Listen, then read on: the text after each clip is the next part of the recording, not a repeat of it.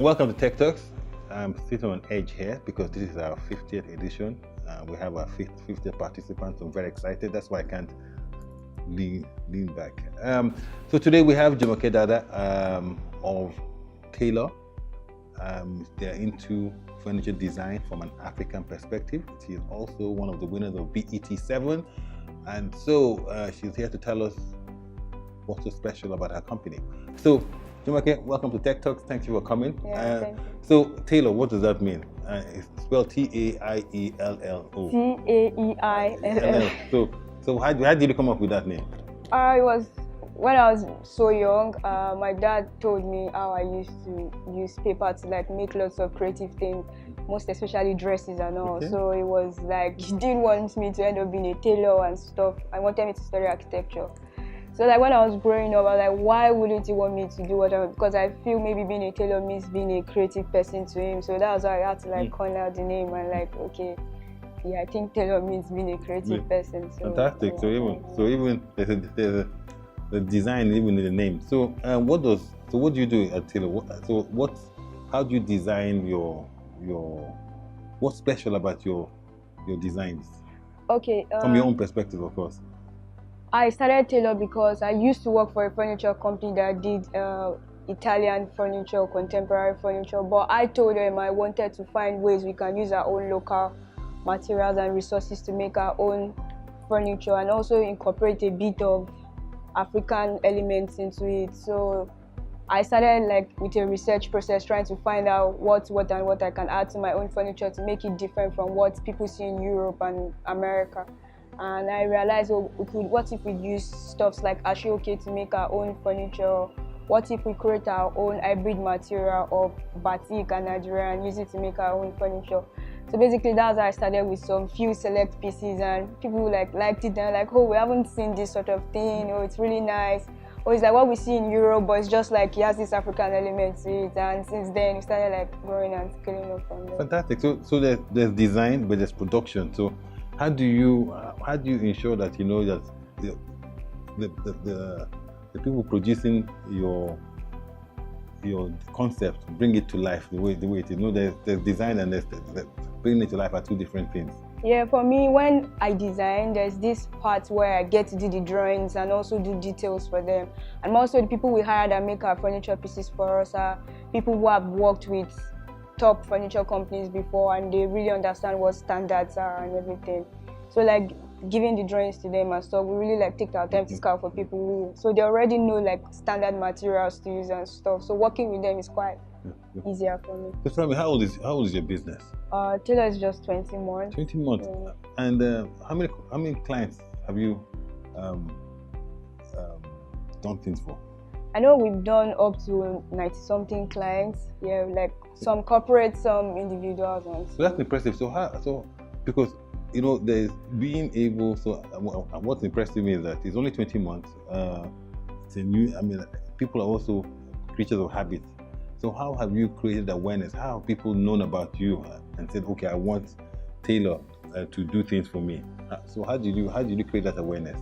Okay, one of the things I did when I wanted to start the business was to see that I use technology, like leverage on technology to grow the business. And more so, I was really young. I was in school when I started the business, so I didn't have money because my parents weren't supportive of the whole idea. They just wanted me to go get a job. What I did was, I think technology is my only way out of getting people to know about what I do. So then I would like design, like put on Facebook and run I think Facebook just came out with their Facebook ad then. So they were giving people free credits. So I ran my first Facebook ad and first person sent me a message, oh, I really like this piece of chair. Can you like make it for me? I've seen the price already and I think I like it. This is, just tell me how many days. And from there, I think we delivered our first furniture to her. And I think she has this sort of influence on social media. Then she kept it on her page. Oh, she's impressed. And before I knew it, like hours, I started getting DMs from people. And from there, a lot of people like started sending messages. And with our Instagram page, a lot of people started seeing this stuff and like telling other people about it and through referrals and all. So how long from design to production? How long does that take for typical piece? For example, one of your chairs. Like 7 to 9 days, you can Okay. have like a chair. So like now depends if you are ordering for more things, then for like projects maybe a month. So it depends on the volume of. So do you have a backlog now of people waiting for stuff? Yeah, sure.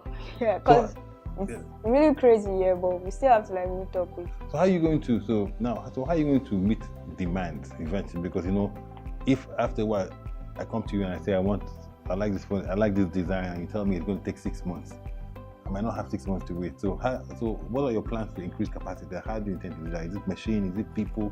Is it a combination of both?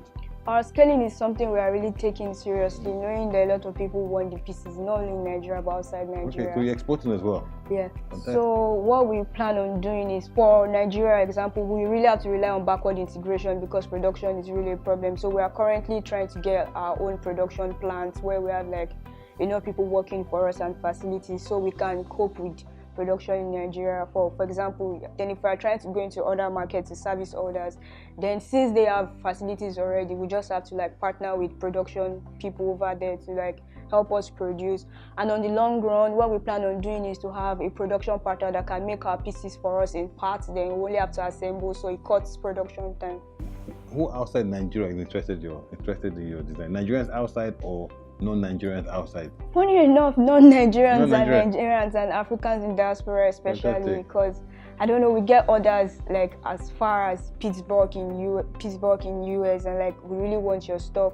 We even had people write to us that what if you have like a collaboration where you can like send some of your pieces to us and we'll be like your rep in the UK. But I think logistics is a big issue in this part of the world. So we are just thinking rather than making there, we can take the African elements here and find someone to produce over there for us. I think that one works. So how has BT changed? Has it changed? Are you still the same person?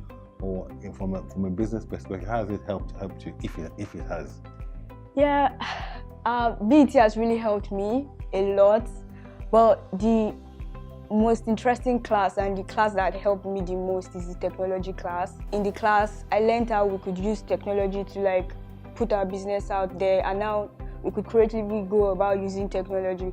And I think then we really had one shoddy website that we had then, and I really saw the example and stuff that lecturer showed us and all, and I had to like go back and like, oh, I think now in the new website we incorporate videos, we do this, do that on the website. And to be sincere, to be honest, when we built the website, the first week we launched, the sales we had like a whole 6 months prior to that time, we had it in just 1 month as a result of just that new website and stuff. Until now, people still talk about, oh, your website is nice. Like, are you sure this was made in Nigeria? Are you sure you're a Nigerian brand? And other classes and all, like the part that we were taught how to put the business in structure, and it was really, really mind blowing and everything. Fantastic. Jumoke, congratulations. I'm wishing you luck on Taeillo, and we'll continue the conversation offline. Thank you for coming to Techturks. Thank you.